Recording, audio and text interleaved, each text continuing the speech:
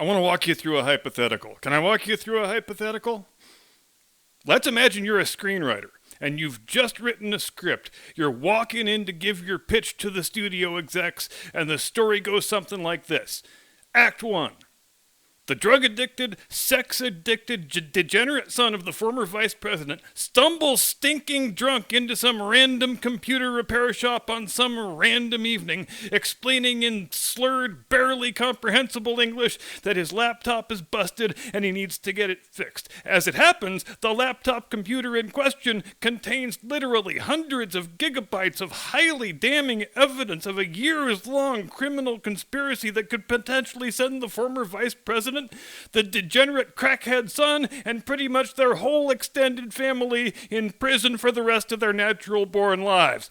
The degenerate crackhead son agrees to pay for the required repairs to the machine, and he signs a legally binding agreement which stipulates that if he doesn't come back and pay the bill and collect the laptop within a matter of 90 days, he forfeits ownership and it becomes the property of the repair shop. The repair shop guy duly fixes the computer, and despite making repeated attempts to contact the degenerate crackhead son to tell him to come and get the damn thing, the 90 days come and go. The repair shop guy sticks the machine on a shelf in the back room and forgets about it. Act 2. 9 months later, the former vice president clinches his party's nomination for the presidency, and rumors begin swirling about a possible influence peddling scheme being run by and through the degenerate crackhead son. The computer repair shop guy hears about this on television and says, "You know what? I think that degenerate crackhead is the same degenerate crackhead who had me fix his laptop and never came to pick it up. The laptop that's still sitting right over there on that shelf in the corner. I guess I better find out what's on that hard drive, since if it contains evidence that corroborates these charges I'm hearing about, I think it's my duty as an upstanding citizen to report it to the proper authorities." And sure enough, the hard drive contains a veritable mountain of evidence that does indeed corroborate every crime that's being alleged and a wide variety of other crimes besides. In addition, of course, to digital video of every depraved sex act the degenerate crackhead son has engaged in for the last half-decade or more. But who knows? Maybe he's trying to set a world record by copulating with every stripper and prostitute in North America, and he needs the video to show the folks at the Guinness Book of Records. And besides, if a man wants to snort rails of coke off his underage niece's ass cheek and film himself doing it, who the hell am I to judge? The repair shop guy duly hands off the laptop to the FBI, but since he is a grown man with a functioning brain in his head, he doesn't trust the FBI's good intentions all that much. So he first creates 2 clones of the hard drive. One he sends to his dad over on the other side of the country. The other he sends to representatives of the current president. Act 3. Just as the repair shop guy had feared, the FBI does the same thing with the laptop that he had originally done with it. That is, stick it on a shelf and forget about it. So a month before Election Day, the representatives of the current president publicize the contents of the cloned hard drive that they have in their possession. The story is immediately declared Russian disinformation by the entire news media establishment and 51 former high-ranking intelligence officials. The big tech social media platforms start immediately banning and suspending users who even talk about the story or try to privately share links pertaining to it. The former vice president wins the election and duly becomes president, and the degenerate crackhead son eventually pleads guilty to 2 misdemeanor counts of tax evasion. And at this point, one of the studio execs jumps in and says, "Look, son, I know we're only halfway through the 3rd act here, but there's no way we are going to option this script. The story is just too damned implausible. None of that shit would really ever happen in the United States of America."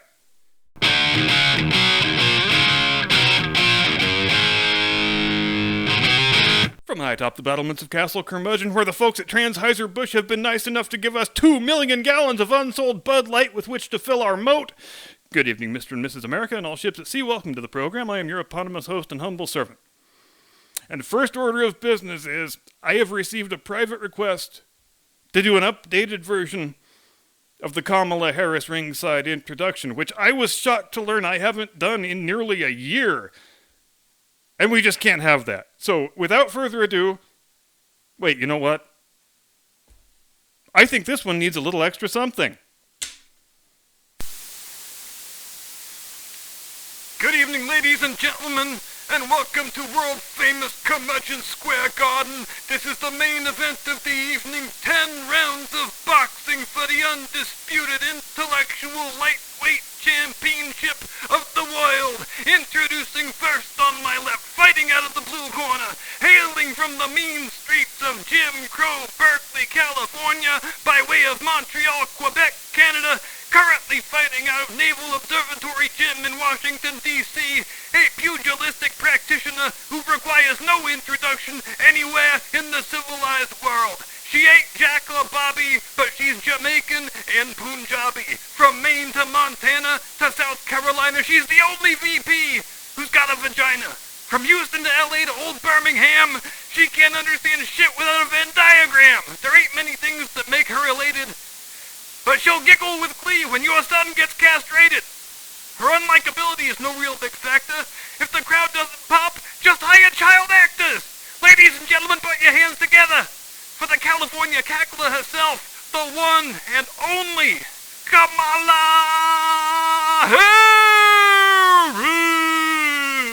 Harris. Well, I sure feel better having done that, don't you, Jim Eagle? How about don't let it go 11 months next time, for Christ's sake? What the hell do I pay you for anyway? Pay you to keep track of that shit so I don't have to. Get it together, man. Now, on to more serious matters. There is a thing that happens fairly often when I am interacting with people online. Someone will say something like, "Damn it, we need to throw out all these Democrats if we're ever going to reform the government and make it less slothful and corrupt." And then I say, well, you've got half the answer right, but if you think the problems that afflict us presently can be solved just by replacing Democrats with Republicans, that's just not going to happen. Not even, I'm sorry to say, if Donald Trump is the Republican. And if you want to check my math, I would invite you to peruse the last 50 goddamn years of U.S. political history. As long as these two factions retain hegemonic control of everything, our problems will persist, and they will continue to get worse, just as they have been doing. If you're a long-time viewer, you've heard me say before how much I lament the fact that Trump ran for re-election as a Republican and not as an unaffiliated write-in candidate. Hell, I think he should be running right now as an unaffiliated write-in candidate. I think the kind of political reform we so desperately need is not attainable unless and until unaffiliated write-in candidates start winning elections for major offices.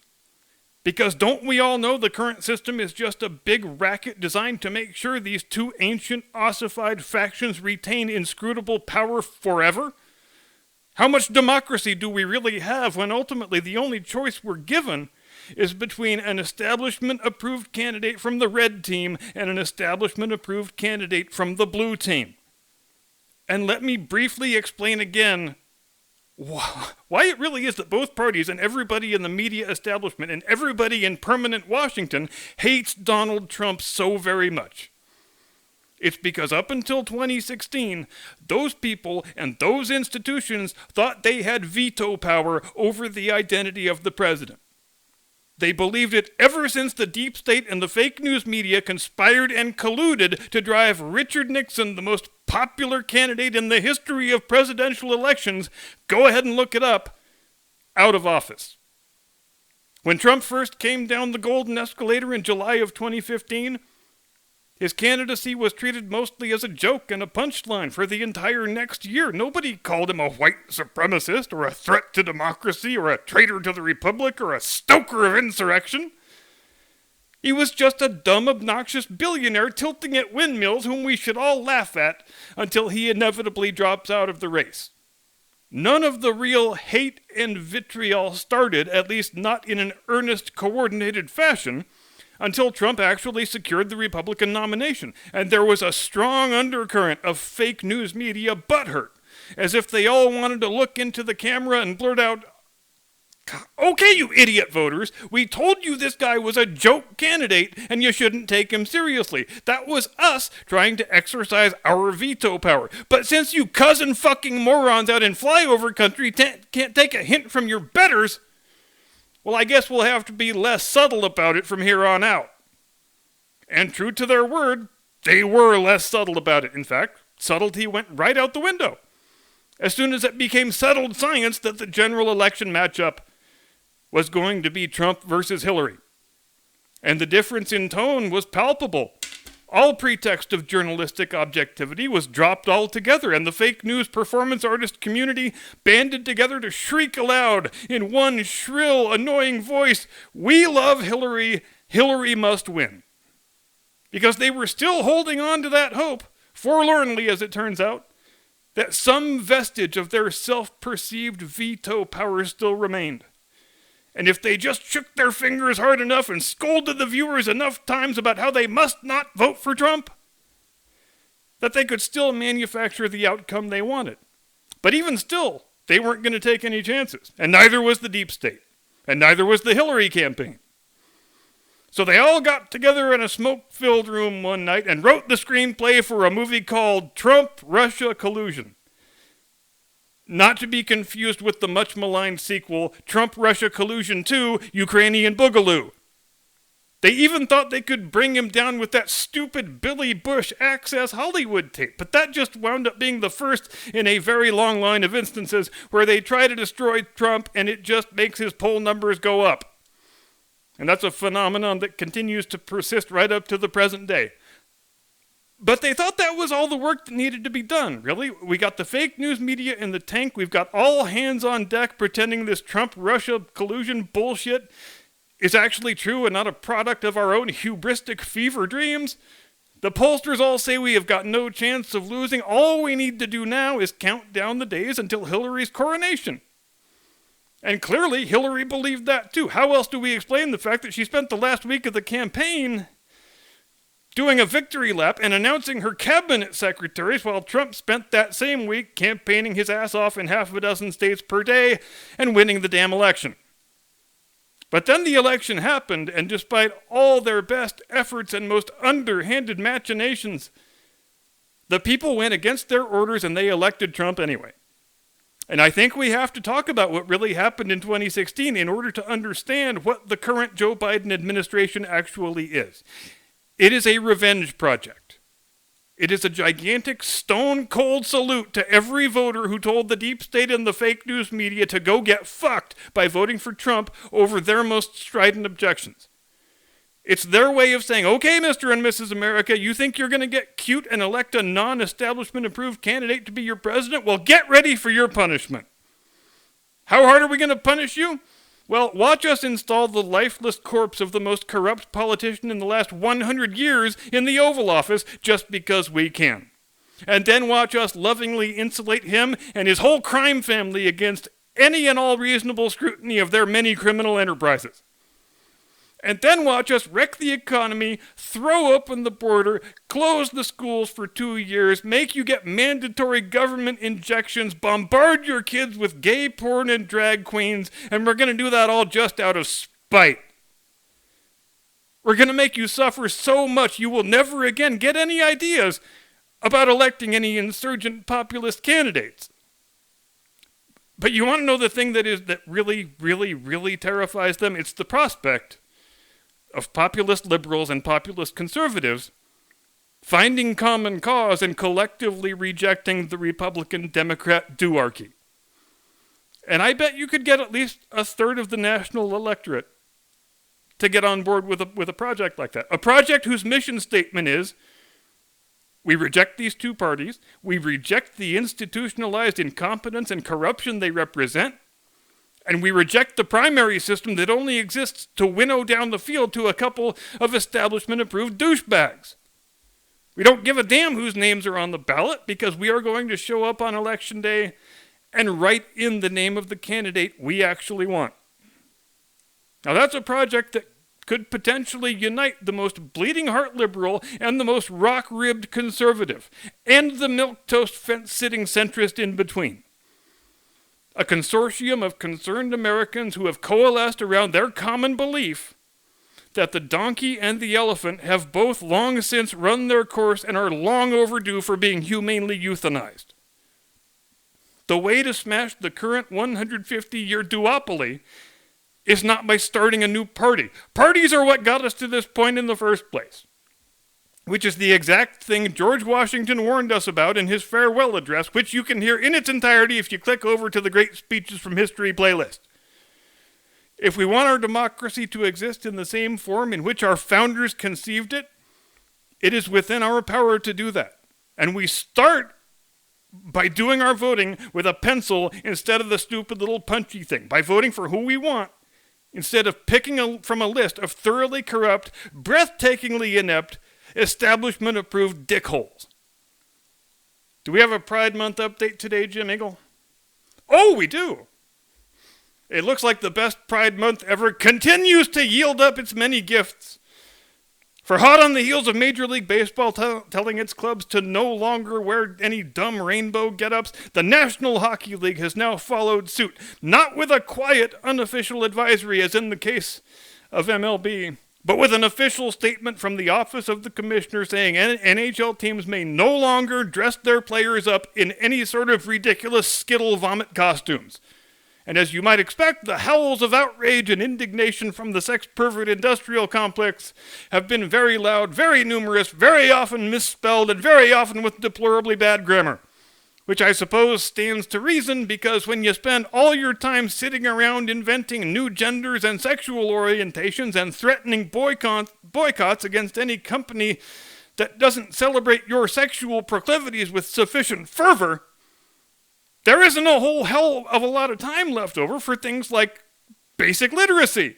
Oh, there's a second Pride Month update too. Elon Musk has decreed that the dumb made-up words cis and cisgender shall henceforth be considered offensive slurs on the Twitter. Conservatives mostly celebrated this news like it was the greatest thing since the birth of Ronald Reagan, and they made ridiculous hypocrites out of themselves in the process. Why? Because when you say you're a believer in free speech, you don't get to celebrate censorship just because it happens to people you don't like. Your commitment to free speech is measured by your willingness to stand up for the speech rights of the worst people with the most offensive ideas who are saying things you find 100% loathsome and indefensible. And look, I ain't no Twitter tweeter. I don't plan on ever becoming one. But I'm pretty sure that users have the ability to block other users who say things they don't care for. But that doesn't seem to count for much these days. It seems like the prevailing attitude is, if I don't like a thing, I want it banned. It's not enough that I can't see it. I need to be absolutely certain that nobody can see it. Which is a strange attitude to see displayed by people who describe themselves as conservative free speech devotees. But I guess self-awareness ain't as fashionable as it used to be. Thanks very much indeed for watching. Hope you are having a delightful, edifying weekend with the people you love. I'm sad to report there is only less than a week remaining in the best Pride Month ever. But let's all try to make the most of it, shall we? See you next time. Do not comply. Get off my lawn!